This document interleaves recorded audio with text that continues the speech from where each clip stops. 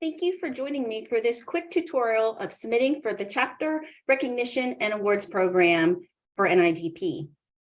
During this, we're going to talk about those who participated in 2022, the purpose of both programs, filling out the Performance Standard Seal application and the Outstanding Award, and some tips from our judges.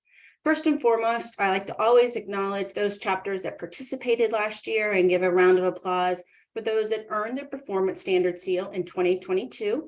As you can see there, we have all the chapters listed for each one of the 4 seals. Way to go, chapters.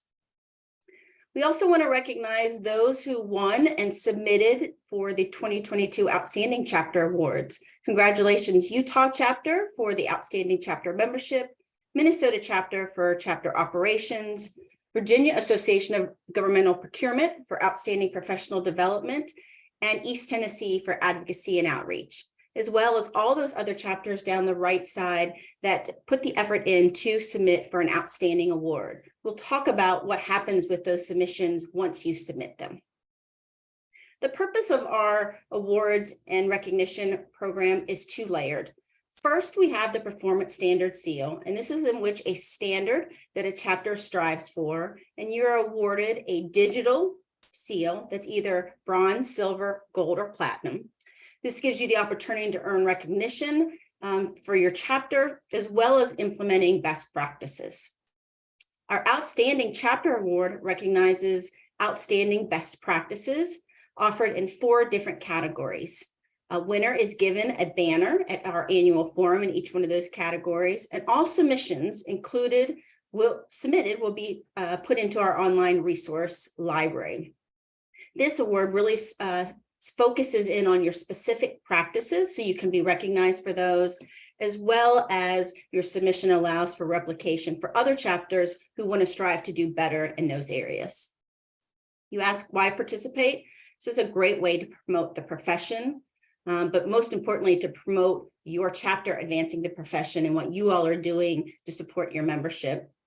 It gives you the respect that you deserve and acknowledgement, and it's easy. We've cut down the time from several hundred hours in some cases to just a few hours to submit both applications. And with your submissions to the Outstanding Award, this continues to give us resources in our resource library.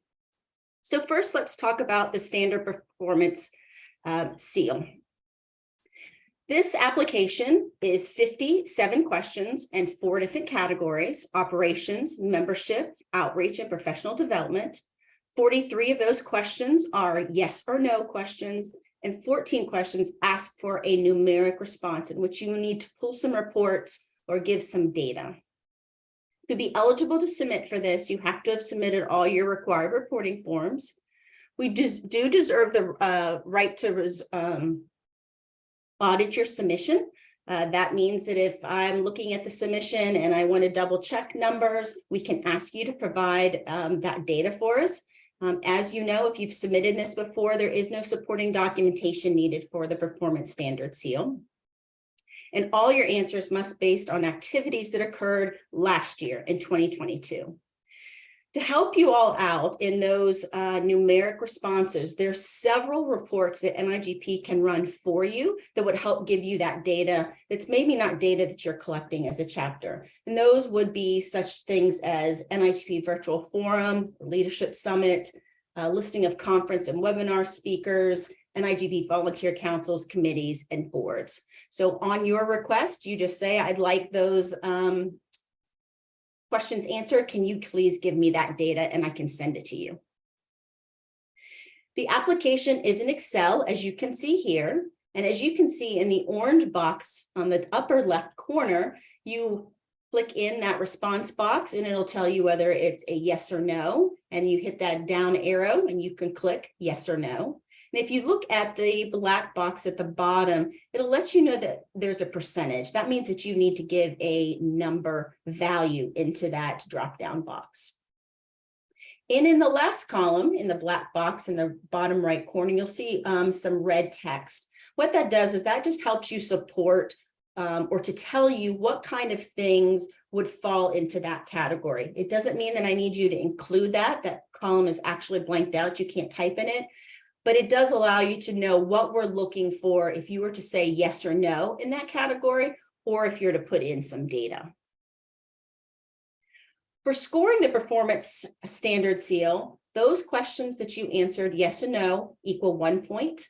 And if you said no, they equal 0 points. So it's very quick to see where you are based on just whether you answer yes or no. For those that you put in numeric response, we're going to divide those into quartiles, and you'll divide those into 4 sections. Those that fall in the lowest, 25% of scores, and those are in the 25 highest.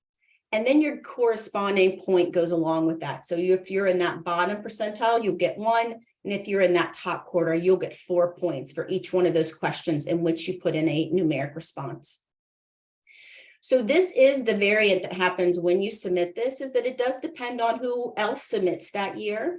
We've done a lot of checking on this, and it does even out the playing field of those who have large chapters versus small chapters. And this is a lot where those questions start to balance themselves out in this point system. From there, we total all of the points, and then you earn your seal with a minimum amount in each one of the categories. So as you can see here, to earn a platinum, you need to have at least 75 points. And to earn a bronze, you need to have scored at least 40 on your performance standard seal. Next, let's talk quickly about the outstanding awards. These outstanding awards are submitted into 4 categories. First, we have chapter operations. And this talks about how you will have your processes set up, including policies and procedures, budgeting. This also includes how you recognize your agencies, your individual members, and your participation with NIGP. Next, we have chapter membership. This is how your chapter markets your membership benefits and resources, and what kind of methods you have for membership retention and growth. Then we have chapter advocacy and outreach. And these are practices and operations that your chapter has to demonstrate being an effective advocate for your members and other professions. One of the things that fall into this category would be something like a reverse trade show, if you go to any career fairs, things of that nature. And lastly is the outstanding chapter professional development. And this is about how you and what you give education-wise to your membership. To submit for your chapter outstanding award, you must have completed your performance standards, a seal that has to go hand in hand. And again, just like the seal, these we're looking for programs and activities that happened in the last year in 2022. As a chapter, you can submit up into 2 of those categories that I just went over. You can do just 1 or you can do 2. Your submission must be a PDF document. We can allow Word if you're having issues with PDF, and it can be no longer than 4 pages. Submission must follow and answer the scoring criteria that we talk about on the next slide. And in those 4 pages, we ask you to highlight only 1 or 2 programs. We're not asking you to throw in the whole kitchen sink and everything that you do to support your membership. Just pick 1 or 2 programs, talk about it in text, include photos, links, or even embedded documents to highlight those 1 or 2 programs. That criteria our judges will be scoring on are here in the left box. 1 is that you need to explain in detail so that another chapter can understand or adapt and replicate it. So if you're talking about a scholarship program, tell me all the nuts and bolts about that program. Next, you need to talk about the outcome or results are clearly identified. What is the strategy around it? How are you going about getting scholarship dollars? How are you giving those out? How many people are participating? The next criteria is uniqueness of approach or innovation. It may not be unique or innovative to other chapters, but it might be to you. And this is where you talk about maybe how you've thought outside the box. Maybe it's already a program like scholarships that you have in place, but you've tweaked it and you're trying something new. And then the last criteria we'll be scoring on is lessons learned. And again, this is important for those that want to put in a possible scholarship application or a scholarship program in their chapter, and how would they replicate that or go about doing it?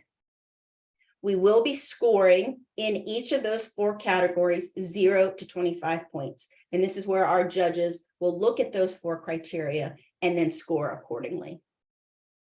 As you can see here, it's a snapshot of the application form. This form cover on the left will need to be included with your submission, but it does not count as one of the 4 pages. And as you can see here, each one of those criteria need to be specifically outlined with a header and then the content below it in each one of those 4 categories. You don't want your judges having to go through all 4 pages and decide, did you answer each one of those criteria? You need to lay it out following the criteria. Once those submissions have been scored, approved, awards given out, we then incorporate those submissions back into our online resource library, and you'll see them in the various sections of our library under governance, membership, events, etc. And they will be flagged with purple tags or purple boxes. Here are some good tips from our judges. And these are tips for our outstanding award. Make sure you read the instructions thoroughly. A lot of those questions are answered within that 2-page document to give you what you need to know to put the submission together. If you do not answer one of those 4 criteria that I talked about, no response equals 0 points. So you need to make sure that you are filling in and answering those 4 criteria questions. Don't be repetitive. We don't want to see the same data in each one of those 4 boxes. Make sure that you are putting the correct data in the correct fields. Have someone else look at your application within the chapter, outside of the chapter. You'd be surprised what they may find or don't understand. They're a good gauge to say, you didn't go into enough detail. I don't know what you're talking about here. And I think this last one is the most important. We do not want you to rely on pictures, links, or embedded documents to tell your program story. We want you to tell it in text and then use those other things as supporting documents to go and look at. An example I like to give is, let's say you're talking about operations and you think you have a pretty good strategic plan. Your submission shouldn't be your strategic plan or even 2 pages of it, but to embed your strategic plan in there so then someone can look at it in its totality is a great support to that program. Some more tips. When focusing on your outstanding award, make sure to focus again on only 1 or 2 programs. In the end, we want a chapter to be able to replicate your program. So if you're highlighting 4, 5, or 6, you really can't give the level of detail and content that you need for somebody else to learn or have knowledge about your program. And that follows suits about making sure you have that detail. You want to have that detail so they can replicate it. Again, scholarships is a perfect example of a chapter that might not or want to do that for the first time. They want to know the ins and outs of where you get your money from. What does the application form entail? What percentage of your members participate in it? How do you distribute the money? What is it allowed for? Those kind of details. Make sure you quantify the outcome of your program. To that point or example of scholarships, how many members do you have and how many take advantage? What percentage of your dollar amount goes toward it? Make sure that you talk about those details.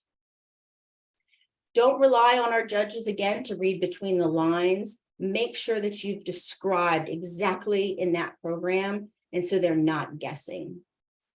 And for both of the Outstanding Award and particularly the Performance Standard Seal, if you don't succeed, if you don't win, if you're overwhelmed by the application, make sure that you look at it as a guide for strategic planning, or what are some best practices that my chapter needs to be working on for the next year. Use that as your guide at the beginning of the year with your new board to talk about what new things you may want to put into place or enhance programs that you already have. And finally, I'm going to end here with some quick resources. I encourage you to look at some past submissions. I have two examples here from Delaware and East Tennessee for their 2022 Outstanding Award submissions. See how those were laid out and see about the detail that they went into. I also encourage you to schedule one-on-ones. That can be with me or your chapter ambassador. We can review past submissions that you submitted. I can give you tips on areas that you may want to excel in or feedback from the judges gave.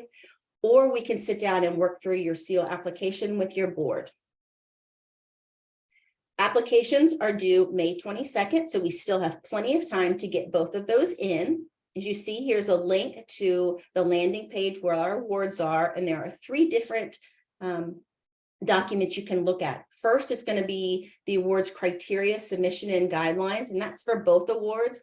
Those are, again, those I told you to make sure you read those thoroughly before you submit either application. And then you have the individual application for the Performance Standard Seal, which is an Excel document, and your Chapter Outstanding Award, which is a Word document. Again, schedule those one-on-ones to ask questions, review those past submissions, or work through that seal application. Or when in doubt, ask me, Jennifer, to review, or does this apply? Can I say yes to this question? Is this too much detail? Is this not enough? I'm not part of that scoring and reviewing process, so I can be neutral and give that same kind of information to anyone. So again, reach out to me. You have my name and number. As always, go to your ambassadors. Your ambassador will not be scoring your or looking at your application or anybody in that same size category, so they can be a great resource to you as well. So look forward to seeing all those submissions this year for the 2023 Chapter Awards. Thanks.